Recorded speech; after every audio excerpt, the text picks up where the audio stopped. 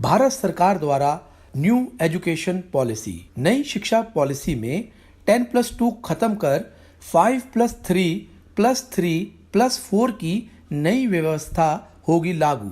केंद्र की मोदी सरकार ने नई शिक्षा नीति को मंजूरी दे दी है। इसके साथ ही मानव संसाधन विकास मंत्रालय का नाम बदलकर शिक्षा मंत्रालय कर दिया गया है।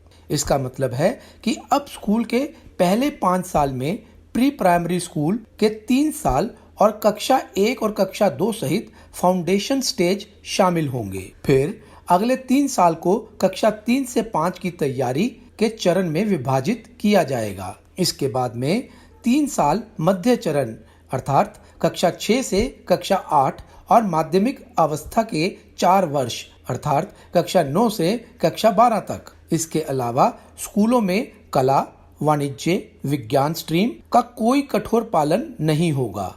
छात्र अब जो भी पाठ्यक्रम चाहें वो ले सकते हैं। नई शिक्षा नीति के कुछ खास पॉइंट्स इस तरह हैं।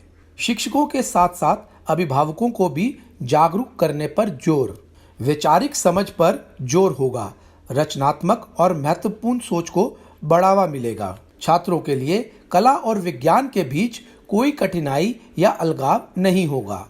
नैतिकता, संवैधानिक मूल्य पाठ्यक्रम का प्रमुख हिस्सा होगी।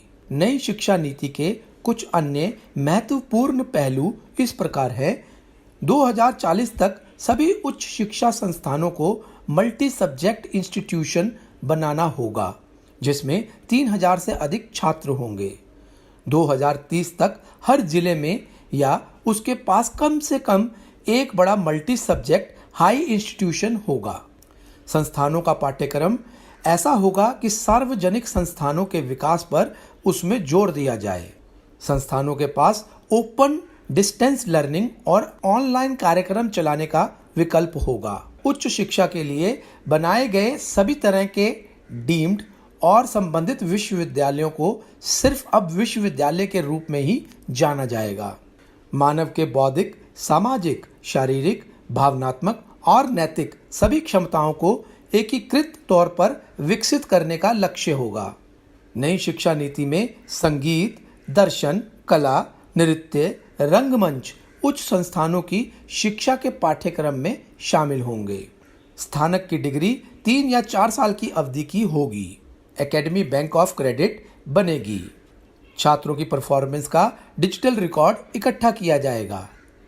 2050 तक स्कूल और उच्च शिक्षा प्रणाली के माध्यम से कम 50% शिक्षार्थियों को व्यावसायिक शिक्षा में शामिल होना होगा।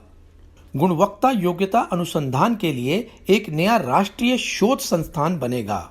इसका संबंध देश के सारे विश्वविद्यालय से होगा। धन्यवाद। इंडिया हॉट टॉपिक्स की रिपोर्ट।